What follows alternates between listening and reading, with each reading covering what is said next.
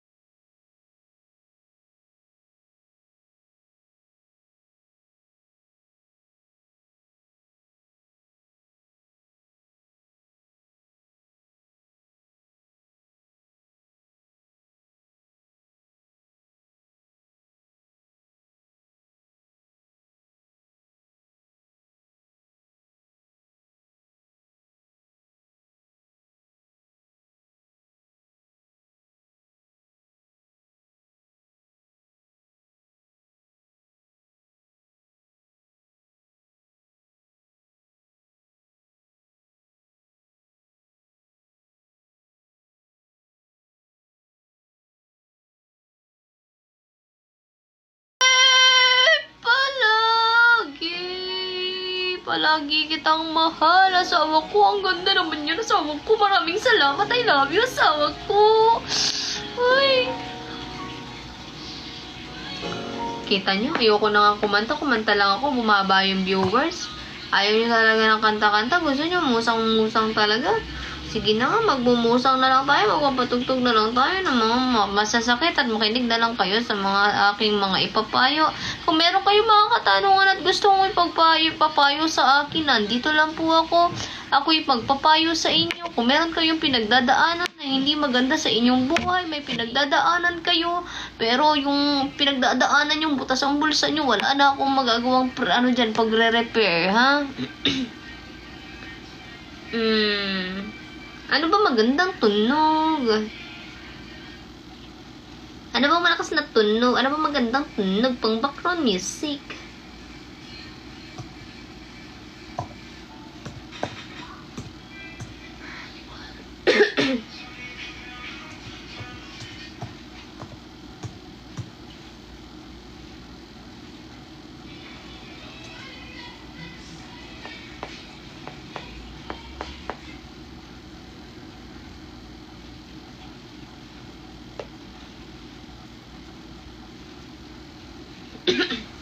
Ano?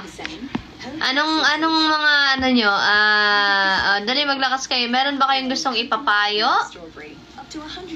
Meron ba kayong gustong ipapayo kay Papa Pablo? Magsabi lang kayo. Ako ay magpapayo sa inyo. Ayan. Para sa mga nagmamahal, sa mga umaasa na sila ay mamahalin pabalik ng kanilang minamahal. Walang masamang umasa na mamahalin din kayo pabalik. Pero, huwag kayong mag-e-expect na yung pagmamahal na binibigay mo sa taong mahal mo ay susuklian ng kapantay ng pagmamahal na ginagawa mo. Kasi ang pagmamahal na ginagawa mo sa taong mahal mo ay kusa mong binibigay yon at hindi ka nag-aantay ng kapalit. Kung ibibigyan ka, kung susuklian ka ng pagmamahal or katumbas ng pagmamahal na binibigay, o higit pa sa binibigay mong pagmamahal sa kanya, ay napakaswerte mo. Paano maging sa kanya? Paano maging sa kanya? Ligawan mo siya?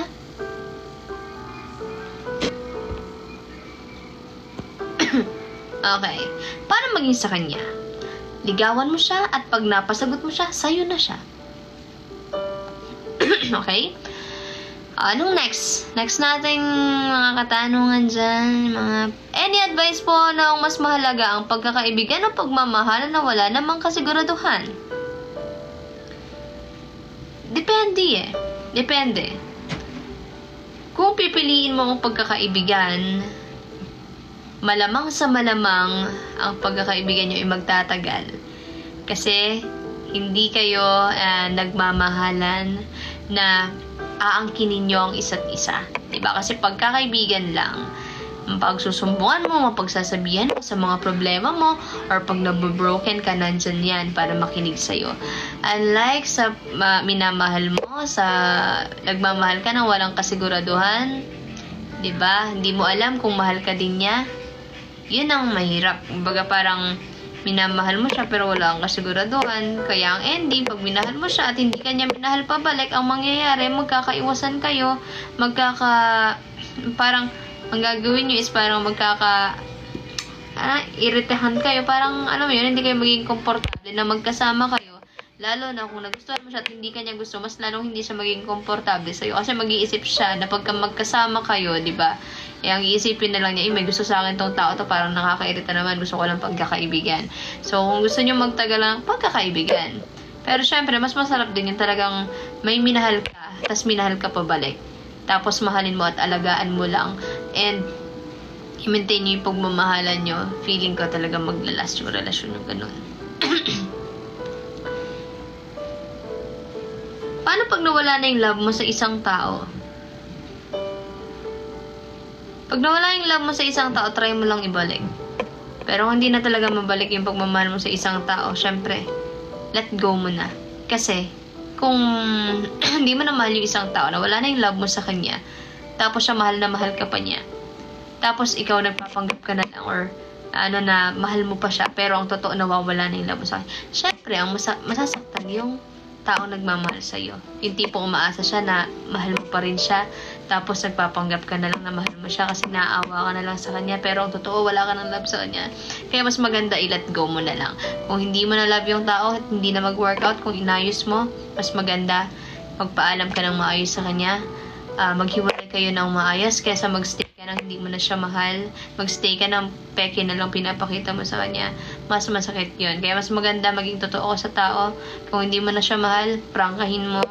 Kung ayaw mo na, prangkahin mo para maghiwalay kayo ng maayos at hindi na kayo aabot sa panahon na magsisiraan pa kayo para lang magkahiwalay kayo, di ba? So, lahat naman is nakukuha sa magandang usapan. Kung ayaw mo na, kausapin mo, tapatin mo. Hindi yung ayaw mo na pero nagtitiis ka na lang. Pangit naman yun. Nagtitiis ka na lang kasi naawa ka dun sa tao. di ba?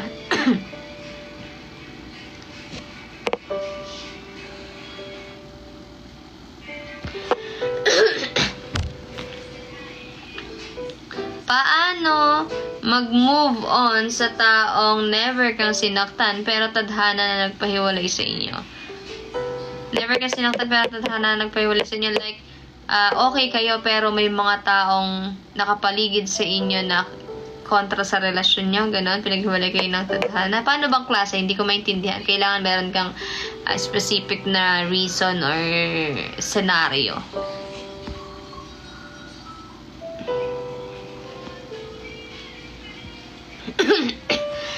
Paano kung may gusto ka sa kaibigan mo pero takot ka sabihin sa kanya? Syempre, hindi mo malalaman kung may gusto siya sa'yo kung hindi mo sasabihin sa kanya. Kung takot ka magsabi sa kanya na iisipin mo baka masira yung friendship niya, di ba? Pero kung may pagtingin ka dun sa taong yon and feeling mo naman is masasagot pabalik yung feelings mo sa kanya, why not subukan mo, di ba? Wala namang masamang sumubok eh.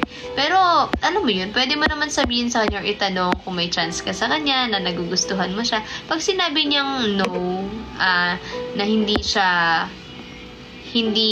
kanya magugustuhan pabalik, pwede niyo naman ituloy yung friendship niyo. Kumbaga, parang idaan mo na lang sa parang, uy, parang, I like you, ganun. Parang, nagugustuhan ko yung ugali mo, parang nagugustuhan ko yung pagkatao. Hapyaw ka lang, ganun. Pag talaga, ganun, parang nagkakaroon na kayo ng konting conversation about sa feelings niya, di ba? Try mo ituloy. Pero yung sa ano parang I like you, oh, parang tango mo, ganun. Huwag mo natuloy kasi kaibigan lang yung tingin niya sa'yo, ganun. Di ba? Pwede pa babalikan ng ex kung may jowa na, bakit babalikan kung may jowa na. No, it's a big no. Pag may jowa na yung ex mo, huwag mong babalikan kasi respeto naman sa bagong jowa niya. And syempre, ex mo na yun eh, di ba? Kung may jowa na, hindi mo na kailangan balikan. Paano na lang yung jowa ng ex mo? Ano na lang masasabi niya? Syempre, masakit sa kanya yun. Konting respeto na lang dun sa bagong jowa ng ex mo. Di ba?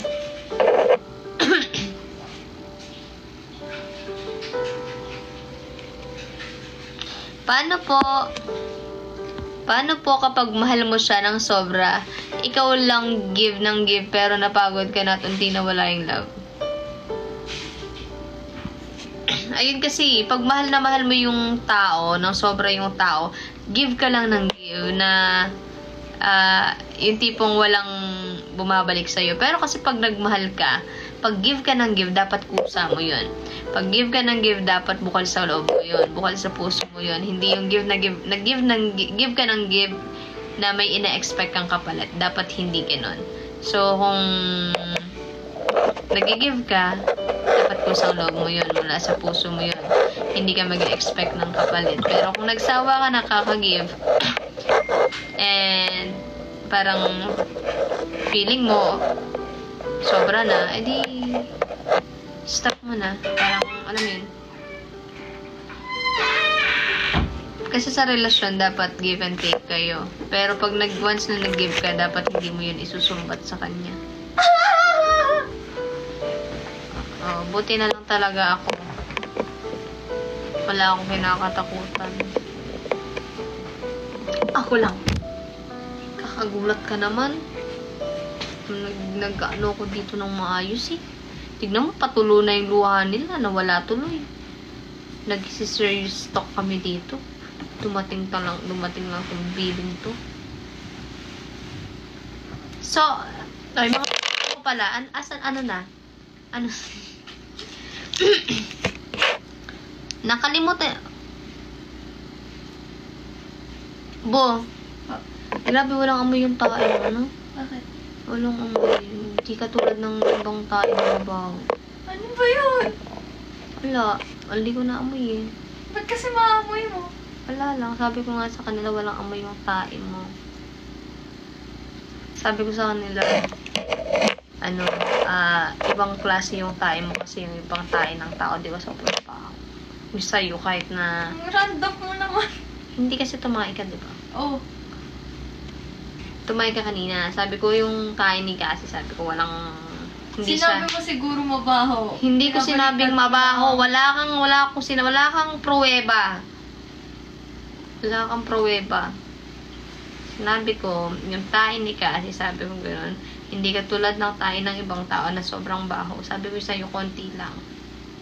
Konti lang yung amoy. O, tignan mo, meron ko pa rin sinabi. Ang Ano? yabang mo, hindi naman syempre tayo. Sabi ko hindi ka katulad Saka ng ibang... hindi aamoy at masyado ka. Sabi ko, hindi ka katulad ng ibang tao na mabaho yung Hindi tae. aamoy at walang butas yung pinto. Masyado kang issue ah. Sabi ko, Punta ka sa banyo ngayon. konti lang yung amoy. Wala talagang amoy. Sabi ko nga, walang amoy. Walang amoy. Walang Nagsispray amoy. ako sa toilet. Kaya bago nga. ako mag-ano. Sinabi ko nga, konti lang amoy, di ba?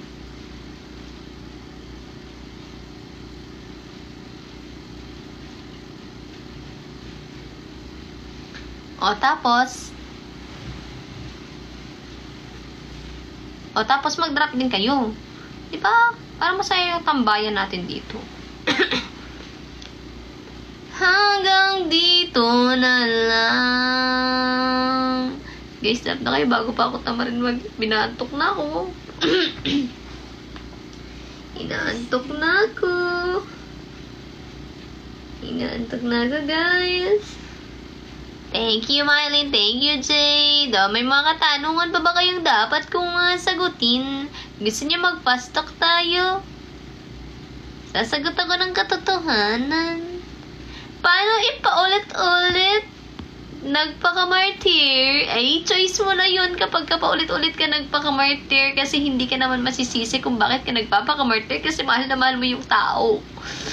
Pero naniniwala ako na kapag ikaw ay napagod na, Ikaw mismo ang susuko at bibitaw na sa kanya. Uy, thank you, Yunor. Thank you, Dodong. Ng tapa. Ha? Tapa, Mas masarap ka. Order ka na. Ha? Drinks na lang ako. Subuan mo na lang ako. Pero siya sumuko. Ay, agoy. Agoy. Asasakit. Paano kung yung gusto mo, yung kaibigan mo, pero nililigawan na siya ng kaibigan mo? Eh, di unahan mo. Umiyak ka kaya. Pag di mo na unahan, umiyak ka na lang sa gilid. Tapos sabihin mo, bakit hindi ako yung sinagot mo? Diba? Ganun. Thank you, Shamir. Thank you, Dasame. Drop na gan.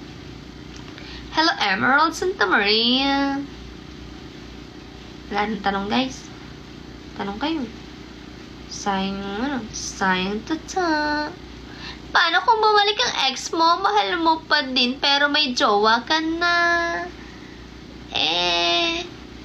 Syempre, dun ka sa bago mo ng jowa kahit mahal ka niya. Diba? Pero depende sa'yo yan. Kung mahal mo pa yung ex mo, kung kaya mong saktan yung bago mo, bahala ka sa buhay mo. Pero mali yun. Dapat pag may bago ka na, mag-stick to one ka na. Dahil ang ex na yan. Depende na lang talaga kung ginamit mo lang yung present mo para makamove on dun sa ex mo. Pero nakita mo yung ex mo, umalindog ulit ang iyong puso. Paano mo sasabihin sa tao na mahal mo siya pero takot ka baka may magbago? Naku, tipan, parang kilala ko sino yung sinasabihan mo ng ganyan. Ay, naku, katipan ka. Anong gusto mo ba? Real talk ba? Uy, thank you WXYZ sa airplane! Thank you! Sana makasakay na kami ulit sa airplane. Sana makasakay na kami sa asawa ko. Kailan kaya kami ulit sasakay ng airplane? Sakay ka mamaya pag end mo ng live. Sige, sasakay ako sa'yo. Airplane ka kasi, asawa ko. WXYZ, nakasakay ka na ba ng airplane? Yung natural airplane, nakasakay ka na ba dun? Ha, hindi kaya siya. Naku, tipan, tigilan mo ko dyan sa hindi siya. Sino ba doon? Si ano ba yung nasa Padis ba? Or yung nasa ano ba? O, yun. Alam mo na yun. Yung kasama ba? Yung kasama ba ng ano? Yung ba yun? Paano ba mag-airplane sa kanto? Ay, hindi ko alam. Sa kwarto lang kasi ako nag-airplane, hindi sa kanto. Hello, CJ. Hello, Kat. Hello daw, sabi ni Kat. Hello, Kat. Sino po yung nakahiga? BFF Pro Max po. BFF fully paid. 1 terabyte. Asawa ko. Aloha kasi daw. How much for aircon niyo? Ayoko na mag-grab. Bakit? Bakit? Mag-grab ka na. Ayoko na. Bakit? Bakit? Grab ka na. Kaya ko bumili sa sarili ko. Kaya kong bilhin yung gusto mo. Hindi na ako papabili sa'yo kasi BFF mo lang ako. Yung BFF binibilan. Kahit BFF lang. Ano, may rebat ka pa? Oo. Ano? Gusto ko libre lang ako pag asawa ko. Bakit? Kasi pag BFF lang, kaya ko na yung sarili ko. Hindi mo kaya yung sarili mo. Kaya nga nandito ako. Para alalayan ka. Para bilan ka ng gusto mo. Huwag mo akong tawanan. Seryoso ako kasi Huwag kang Beltran. mayabang. Ikaw nga, hindi mo kaya mag-banyo mag-isa. Huwag mong hinahamon yung katuwagan ko. Huwag mo din hinahamon yung kahinaan ko. Kahinaan mo. Hinahamon. Hindi ko hinahamon yung sarili ko kasi alam kong ako yung kahinaan mo. Bahala ka sa buhay mo. Ako bahala sa buhay mo. Asawa ko. BFF Premium Pro Max kami. Bakit? May masaba ba sa BFF Premium? Oo, kasi dati, ayaw na ayaw mo sabihin, di ka girlfriend. Bakit? Girlfriend mo ba ako? Oo. Hindi mo ako girlfriend. Asawa mo ako. Asawa ko.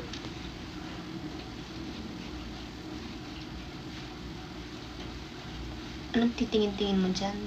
Ay, inis ako sa'yo. Hindi ka dapat mainis. Huwag kang BFF. Wala kang dapat ikainis BFF.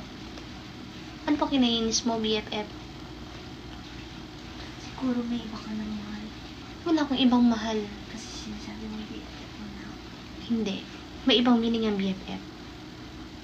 Gusto mo bang malaman?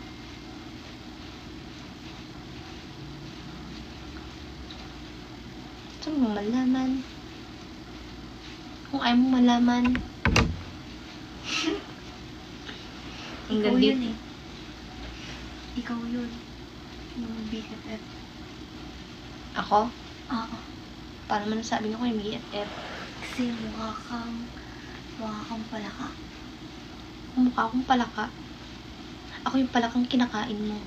Bullfrog forever. Talaga, malaki yata to. Matambok ang palaka ko.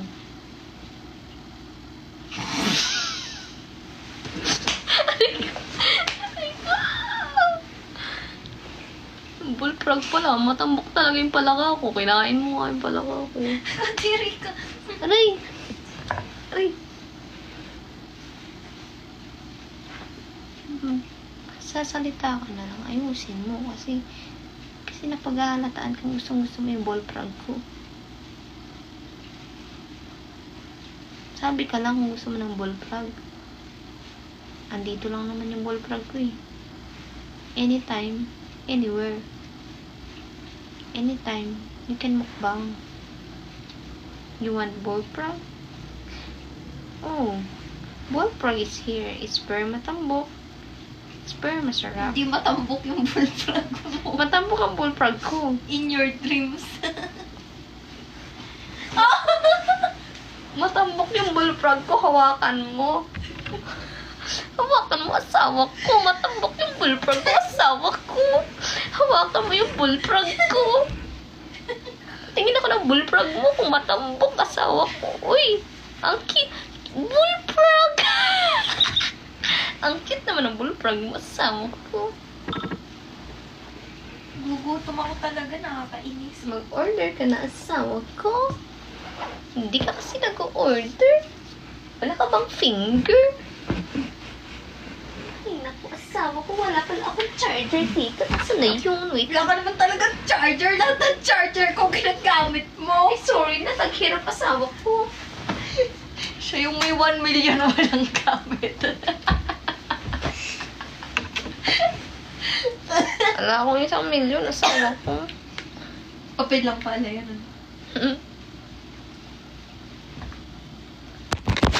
Wala ka bang stand dyan? Ay, pala. Kumarang mo pati charger sawa ko. Kasi hindi ito yung pinapapasok ko. Asawa ko. Maski pang butas. Asawa ko. Diyan talaga yung, phone stand, oh. Eto Sisirain mo pa to, sawa ko. Ay, oo nga. Asawa ko. Meron pala din. Tanga talaga Hindi kasi ito phone stand. Asawa ko. It's a tripod. Asawa ko. It's a tripod. Not a phone stand. Pero na rin yung stand yan, di ba? Hindi asawa ko. Meron tong fit.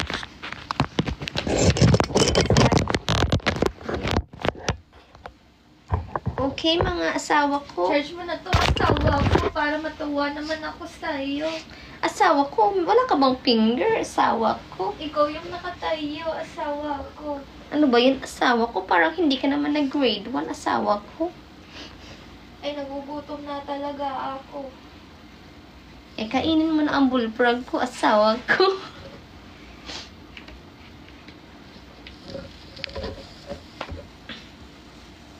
Mag-charge na nga lang ako, asawa ko. Hindi mo dyan i-charge asawa ko. Eh, saan asawa ko? May saksakan May dito. keyboard asawa ko. Ay, sa keyboard, Parang asawa. Hindi naman alam nitong taong to. hindi ako tao, asawa ko. Bagay tayo, asawa ko. Ayun na, tama ba ang pagsalaksak ko, asawa ko? Tama ba ang pinasukang butas, asawa ko? Parang tanga itong taong eto. Bakit, asawa ko? Pinasok ko lang yung butas sa gusto mong butas na pasukan, asawa ko. Asawa ko, virgin pa yung butas. Ay, hindi mo sisirain Hindi ang pa iPad nasisirain ko. ang iPad mo, asawa mo. Asawa mo. Naku, hindi mo na talaga ako asawa, no? Bakit, asawa ko? Hindi ba pwedeng na typo error lang, asawa ko? Masyado ka namang hot, asawa ko. Kasalanan ng ka-wonder to. Kaya naging ganito din yung boses namin ng asawa ko. Nahawa din ako sa asawa ko. Kakagaya niya doon sa ka-wonder. Sorry! Hay, naku. Ay.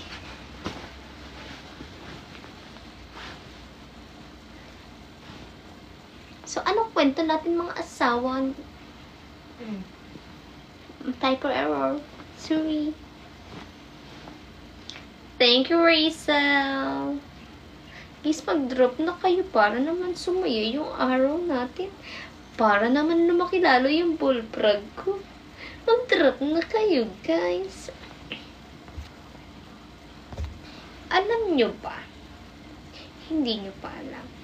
Nung mga panahong nililigawan ako ng asawa ko, alam nyo ba na lagi niya akong pinupuntahan sa room? At siya ay nag-good night. Baliktad ah. Baliktad. Ako yung hinahatid mo eh. Hindi kaya. Ako kaya yung hinahatid mo sa room kasi nauuna yung room 2 bago ang room 4. Ihatid mo ako sa room 2 tapos sabay kang Hindi kita mahalik. magkaiba yung pinupuntahan sa hinahatid. Hindi. Magkaiba yun, di ka nag-grade 2. Hindi. Pinupuntahan at hinahatid mo ako sa room 2. Ikikis mo ako ng palihim. Kasi may CCTV dun sa loob. Naaalala ko pa. Panahong nagkaka-chat na kami noong nasa to. Tapos excited kami lumabas. First ever labas namin noon. Nag-iisip kami saan kami matutulog. Sabi ko, tulog lang ba?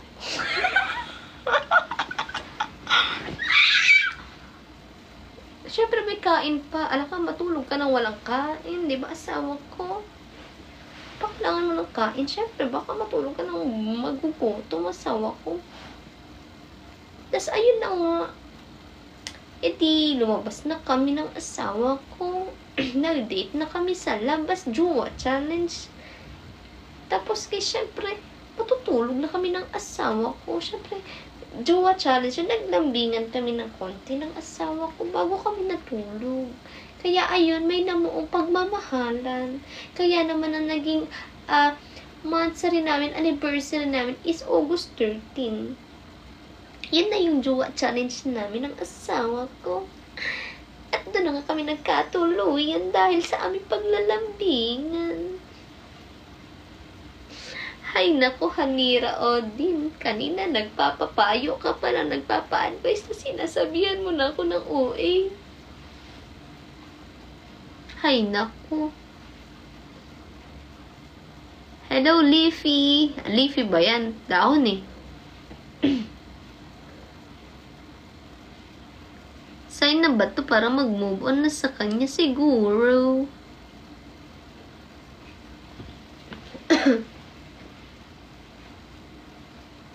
Ano yan?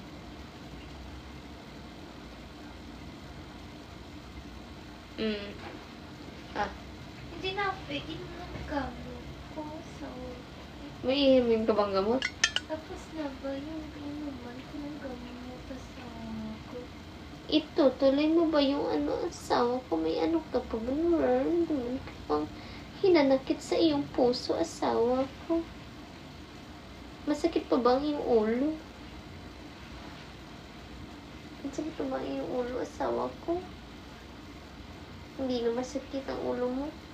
Huwag ka na uminom. Asawa ko masama yung Oh, ito, gamot. hindi mabubok pag hindi pa naka-Gcash. Bakit? Kailangan merong laman. Ay, ganun. O pagka-cash hindi natin matagal makahanap ng rider. Wait lang guys ha. Post ko lang kayo. Magpaap ka kaya.